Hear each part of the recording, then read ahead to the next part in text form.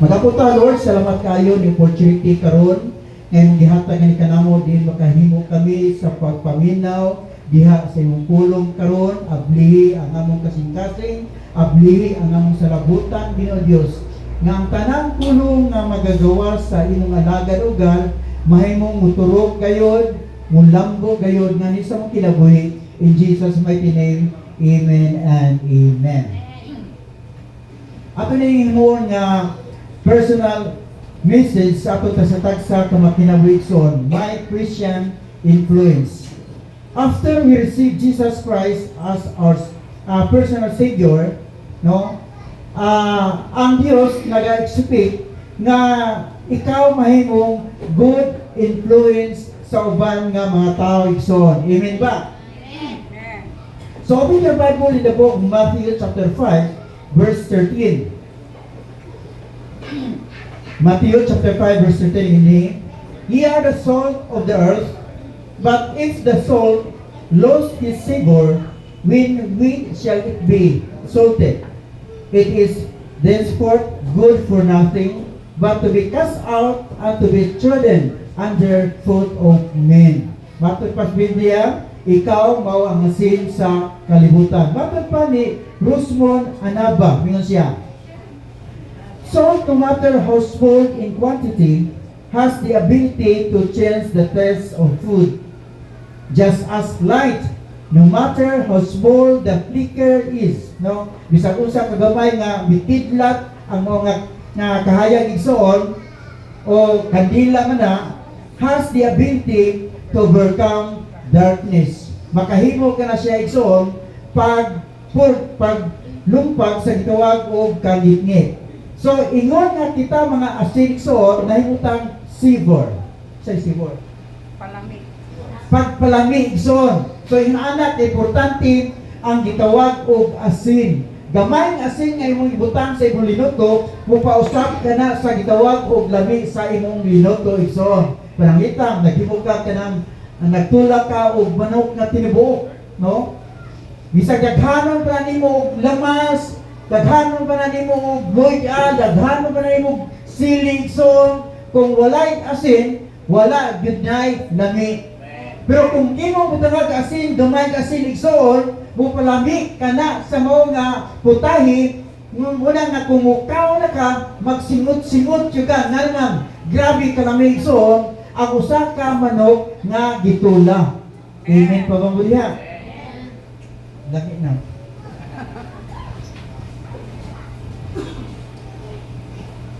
Kita bang mo kuwan ka ng mato ka sa pambitaw, mato ka sa gitawag o kanang merkado, di ba? Doon ay mga kuwan diha, doon ay mga lawlaw diha. Kaya ko mo kung siya lawlaw? Ha? Pero kasagaran sa imong lawlaw, kining gitawag o basta kay isa, ano, kaya di mo mula o dagang asin, no? Yan, gitawag siya lawlaw. Awan po. Tinabag? Ha? Dahil po ito tinabag, kurang mo ito siya ka ng kining Tinabag. basta eh. Hindi na kamawa ng mga isda eh. Basta kay gibo na kasi grabe ka parat o ya kung imo nang kanang tilawan, grabe ka parat niya gamay kay mo makaon bro, daghang kano na imo makaon, no? So inana. Sa akong tagsang kinabuhi, murag kung imo tanawon, maghatag-tag lami sa uban nga mga tao. Amen ba? Maghatag-tag lasa sa uban nga mga tao. Kung naa ka ng eskwelahan, no? Unya kanang nakas imong mga classmate, ikaw mo'y muhatag o kasadya ni anang imong mga classmate. Kuha ninyo? Kung naa ka ng opisinahan, ikaw mo'y naghatag o sa gitawag o kanang kalipay sa maong nga kuan, sa maong nga opisina igsoon. Nga naman kay naa ka diha, ikaw ang savor ni anang mga dapit igsoon, no? So, mausap ang environment sa mga dapit tungod nimo. Kung kanunay silang nag-away, matag-adlaw, pag-abot ni mo igsoon, nahimong miabot ang gitawag o kalinaw, kung kay ikaw mo'y savor ni anang mga dapit. So muna purpose sa Ginoo. Dahil mo tang asin igsoon, ang purpose sa Ginoo aron makahatag tag kalipay, makahatag tag kalinaw sa dapit nga gibutangan sa Dios sa atong tagsa ka mga kinabuhi. Ang ikalawang butang igsoon is to preserve food for rotting. Itong tinabal niya. So, mo itong tinabal na, no? Kung kaong kang tinabal, hindi ka mangarot kung sa kabok tinabal. No? Matukas merkado, isoda siya taro, kunya butangan na niya suka, ora bitaw inununan nga kuan, inununan nga karaan, o niya butangan daghang asin igsoon, na bisag pila pag simana, di gud na maunsa igsoon. Nga naman, tungod kay gi-preserve kini sa gitawag og salt igsoon. So inaana usab diha sa bulad. Dugay-dugay nga kanang dili badaot ang bulad kay tungod sa gitawag og asin. Kini corned beef. Kinsa may matuod pa nila ang nag-origin sa gitawag corned beef dito sa gitawag Ireland, dili sa UK, dili sa USAID. So pero ano gitawag na corned beef nga wa may corn diha. No, nakapamutana mo na. Ako nakapamutana ko pero wa jud katubag, pero sa nagbasa ko igsoon, doon ay gihatagan ko gamay kaayo nga kuan kanang pagpahayag sa mao nga corned beef igsoon. Yan. Anong gitawag kini corned beef? Kaya sa unang panahon di ay sa dihang nagkuha na sila og karne nga baka, ilang nang butangan og corner of salt or rock salt igsoon. Na corner of salt ang gidako na ura di ay bais kadagko, muna gitawag siya corned beef. Kuha ninyo. So kung mutanaw ka unsa paghimo kasi atong kalamba na himuanan diha, no? Magkuha na sila sa gitawag og tubig sa dagat, yung ilang ibulad igsoon, pagkauga nini mahimo nang asin dayon. Pero wala dagko og kuan, dagko na sila og kuan kanang usa nga anak dawil. Lugas, okay. Thank you. Dagko lugas na sila. Pero kanang sa uban kanang gihimo na sa kanang pamaligan na or gipanggaling na sila, no? No, so inana no ang gitawag corned beef igsoon. So kung imo tan-awon ang pinamatud pa nila ang pinaka kanang pure nga makita nimo sa usa ka kuan, sa usa ka salt, no, kining ilang gikuan butang sa gitawag og sun, no, nga naman kay suyupon sa sun ang gitawag og tubig sa dagat niya ang habilin mo to gitawag og salt na dayon. Kung imong tan-awon i-apply nato sa itong kinabuhi so inani kita na himong kuan Kristohanon, ang atong buluhaton are to keep the world from moral and spiritual corruption. Take note, ang atong kalibutan karon nagakagrabe. Dili. Sa mga batanon lang daan, no, sa una ang mga batanon sigahag mata sa ilang gilikanan unsa man ay mahitabo. Muok-ok dayon ang gitawag og mga batanon. Pero karon ang mga batanon ay musigag mata sa ilang gilikanan. Ang gilikanan muok-ok ng taon. Lagi, no? Sa una, sa diyan makakuan mi makatagbo mi mga tigulang na namo. Gabi nung, gabi nang, gabi may buntag nang, may gabi nung, ano? Pero karon, ay, pagkatagbo kag batanon, kung mahimo dasmagan pa ka. So lahi na kayo igsoon ang atong sitwasyon karon. Nagakagrabe ang mga batanon, nagakagrabe ang batasan sa batang usa ka tawo igsoon. Panahon ni Abraham naa na ang gitawag og grabe nga kanang kinaiya sa gitawag og mga tawo igsoon.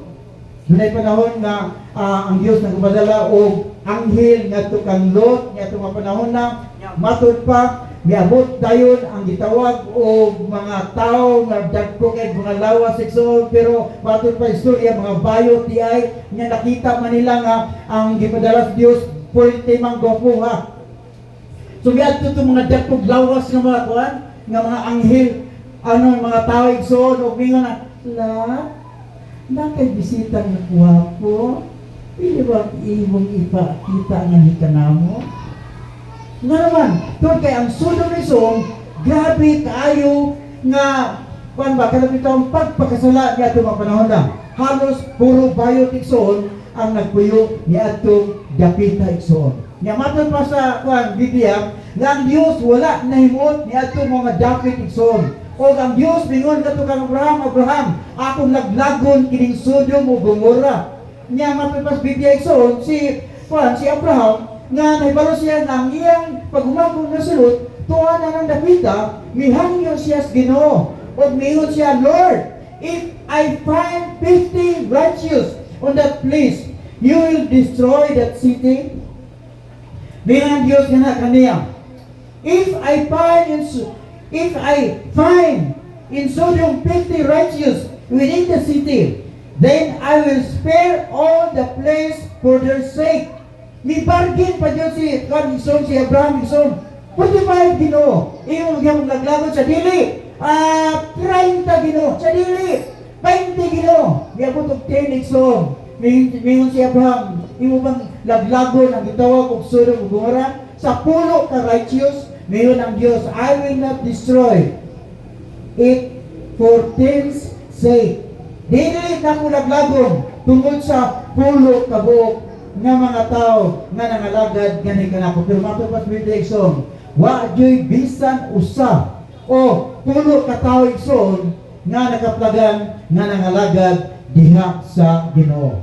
Pero subok kay pamandungon igsoon nga sa diyang migawas daw ta si Lot uban siyang pamilya uban siyang asawa igsoon. Ang asawa ni Lot milingi pagyud nga tungod niya igsoon nahimong asin, nahimong pillar of salt ang asawa ni Lot niya at panahon na. Sa atong pagpangalagad sa Ginoo, walay lihiay sa luyo. Amen. Inaindupad, ayaw lihiya ang bibiyaan na nimo. Ha? Ayaw naglihiya ang imong ex. Amen ba? Ayaw na balik ka ang mga butang nga gi-destroy nas Ginoo. Ha? Ay balik-balik ka ang mga butang nga dili mayo nga makapadaot dias imong pagsunod sa atong Dios. So don't forget igsoon nga kita preservative dili kalibutan na igsoon ingon na Kristohanon may butang good influence sa atong palibot igsoon. Dili bad influence. Amen po niya.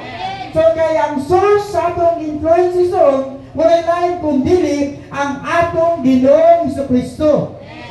It is in the position of Jesus Christ as Lord and Savior that one can start becoming the salt of the earth. Matulpas sa atong Ginoong Jesucristo. Without me, you can do nothing. Without Jesus, wala din tayo mahimo sa atong kinabuhi.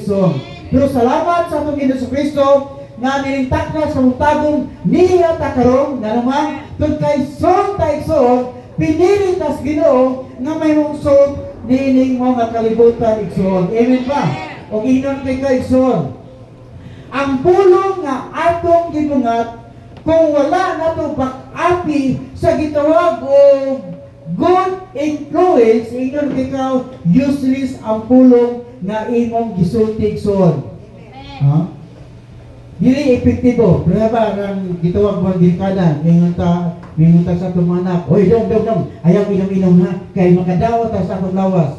Pero nakita sa atong mga gilkadan sa mga anak so nga nag-una butang inom. Turuan ka kana. Amen ba? Kani mga pastor, inom ikaw. Di gid mi mahimo epektibo sa among giwali kung dili makita sa among kinabuhi ang among giwali. Kuha ninyo? Kung mayon hala, ampo mo! Kaya nandun ka na mag-ampo tayo. Kuha nyo nakita na kami nag-ampo diyas Ginoo. Ingnon ikaw, walay kapuslanan ang among gisulti. Muhatag mong tais niya kami di po may muhatag tais. Way kapuslanan ang gisulti song. Kaya ba nang mag-announce nila? Hoy, sa Merkulis, mga hikatan na niya nag-announce. Ang nag-announce, wala miyan ni. Epektibo nila. Matukas pila, wala tagpian-pian ba? Juk sige, pero way kuan, walay sunata igsoon, no? Inana gyapon. Ang atong kinabuhi inyong ikaw kung gusto ta mahimo epektibo ang atong gi-share nga pulong sa Ginoo ngadto sa ubang kinahanglan atong kinabuhian ang pulong nga atong gisulti igsoon. Nga naman kita ang kanang lamas sa kalibutan o labas sa mga tao nga nasa atong palibot igsoon. Amen ba? Mingon ang pulong sa Ginoo, you are the salt. Wala mingon ang pulong sa Ginoo, naa kay asin, but you are the salt. No? Centuries ago, the Romans contended that salt is the purest of all things. Nga naman, tungkol kay ang usa ka sinigsoon, walay mga puyo nga gitawag o mga gagmay nga mga kuan o titod aron mokaon niining gitawag og asin igsoon. Kung kamay hinuon ka, unsa man? Tapukan kas daghang o titod igsoon. Pero kung asin ka, wala kayoy mga ulo doon sa paigsoon nga ganahan nga muhikap ni ana mao nga kuan gitawag og asin igsoon. Sa ato kinabuhi gitawag tag asin, it means dunay gitawag og purity nga makita nga nihis atong kasatagsa ka mga kinabuhi. Dapat magbantay ta sa atong mga pulong. Amen po ang bariya. In the book of James chapter 3 verse 5. James chapter 3 verse 5. Magyapon butang yan, magyapon ka kamusta? Yan din. The tongue is small part of the body, and yet it boasts of great things. No, ang usa kuno ka kuan, ang usa ka dila, gamayng parte sa imong lawas pero makapasunog kini sa gitawag og forest igsoon. So kung palitan imong gamiton na imong dila pag kanang paglibak sa usa ka tawo igsoon, makapasunog gina niya nang mga tao. Kapag sa akong istorya dito kaniadto nga doon ay sa katao nga kanang negosyante siya nga grabe ang pag-uswag nga naganiya o niya doon ay tao nga mingon nga naganiya grabe dato na mga kayo pero wag yung ka nakahatag ba o bisag usa na lang takilong bugas para namo ba ang mga pobre niya kanang imong silingan diha nga namaligyain ta gamay nga bugas grabe yung nga mga hatag o bugas gani kadamo niya tunya ni di na siya hakog ka nga pagkatao no di na siya ba kaya or nasakitan siya or yan gidid pili mo nga pulong son hangtod nga nasakit siya o nabot kanya gitawag tumatayong punaybo sa ison nga sa diyan namatay sila katutig hatag og bugas nga iya silingan wala naman naghatag kaya nga wala naghatag minsan nga kung saan man ako paghatag nga katong akong gihatag gipalit man to atong akong silingan nga dato o iyang ipanghatag ang iyang gipalit sa mga tao nga nagkinahanglan o bugas. Tanawa ha? Grabe ang pagpanglibag nga na kanila tuwa sila na sa igsoon nga katong ilang gidawat ay gikam sa maong nga tao. Kaya doon na may mga tao igsoon nga di ganahan nga ipadayag ang ilang gihatag. No? So inanay igsoon no, baka padawat kayo ang pulong na usay atong kanang iligkas diha sa atong gitawag o nabil ison. Ninong naman ako istorya na doon ay sa katao kadagdag nakapangutan siya unsa ka powerful ang tawag o gabay. Diin wala ni sa lalaki ison. Nga kung gamiton ni sa mga gabay ison daghang yung malaglag na tao. Doon sa katao bidoon siya sa gabay nga nasa tabay ba. Unya iyang gibutan na gusto ko makakuha ba? Gusto ko masayod ba? Kung unsa gyud ka powerful kamong gitawag og babay. Nga matong pa si Sodia, bisya nga tabang! So katong mga silingan mga tao ba nagdugog dahil nagdag mga budal. Kung sa may nitabo. Sila kuyawan kini mo nga tao, iguro siya ng tiyan, iguro mo nangutahan mo unsa ka powerful. Tiyan mo ko nang hilabot mo, sa suri na kayo kung iuna diya yung imong kuan pagka reaction ko mangutan na kayo, suri kayo. Nga mingon kini mo nga unsa may nitabo. Mingon kini mo nga babae. Siya pasalamat ko nimo nga tao. Kay kung wala pa rin kini mo nga tao nahulog na ko sa kabay. Bisa mawali ay so ilang di pasalamatan nimo nga tao so. Pag buwa na sa mga tao, mingon siya nga nanong imong ato nga nangutana ra ta ko nimo. Mingon siya, iyon ana ang power sa akong dila. Pwede nga siraan di ka, pwede ko nga makahatag na maayo diya sa imong kinabuhi. No? Daghang biya nga priso tungod sa gitawag og bilang igsoon. Kuha ninyo? Amen ba? So muna power igsoon, muna ang atong gamiton ang atong bilang paghatag o paglaom sa mga huway paglaom, paghatag o kanang encouragement sa mga tao igsoon nga naas gitawag og depression diha sa ilang kinabuhi. Amen. So gamay parte sa tulawas pero dako kayuan sa mga tao nga nagkinahanglan og encouragement igsoon. Sunod, behavior. Maka-influence kita gitawag og behavior. Ang bota na, kumusta man ang ato kasatagsa ka mga batasan. Doon ay sa ka member sa church, nag-take siya na ko ba? Yang ipaungaw ang iyang kalagot, nagtos niyang ginikanan siya mama. Sa akong mama, pastor, puro si sayop ang iyang nakita na ni kanako. Tingkid maayo ang iyang dibuhat, gamay ko na, pabiklan niya ko, yaw-yawan ko nila ayo, di naman muhunog, sige rin yung yaw-yaw kung ako. Pero siya nga, naglago kayo ko, pastor, hapit na niguwa ang demonyo sa akong sulod. Ito na, yawan niya. No? So, mapagigay na ako, nakagawas ng demonyo, naman di ako sulod. No? I hope iksoon na wala demonyo sulod na po iksoon. Munang makareact na grabe kayo naman. Kaya nagpapuyo pa din ang demonyo sa atong sulod mo nga mawahin.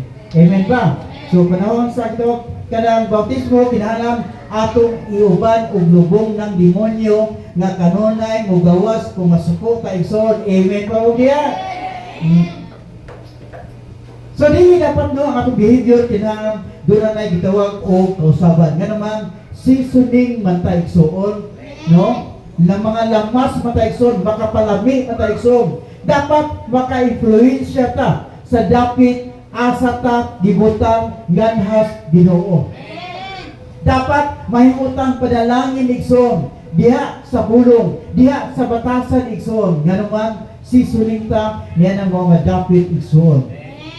Kung nagnegosyo ka, no, kinahanglan imong ipadayag ang imong influensya ingon nga ikaw nangalagad na nganha sa Ginoo. Dunay sa kababay nga bidol sa atong Hesus Kristo unya yang gibuak igsoon ang pahumot niya sa panahon na daghan ang mga tao nga naglibak ni mga babae sa sayangan ng gibuhatan ng mga babae gisik-usikan lamang kanang mga perfume. Pero ang nakita sa Ginoo igsoon dili ang kamahal sa mga perfume, dili ang unsa man ang gibuhat sa babae, pero ang kuan sa Ginoo ang atong ang napil sa Ginoo ang kahumot sa mga perfume ni atong panahon na. Dili importante igsoon unsa kamahal ang atong gihatag para sa Ginoo igsoon. Ang importante nga mapil ni Jesus unsa kahumot ang imong gibuhat anang panahon na. Amen ba? Tapos ang kamo sa pinubay. Doon sa katao nga naghimo siya concert ba gamit ang gitawag og violin. Isa may nakikita niyo violin. Sige.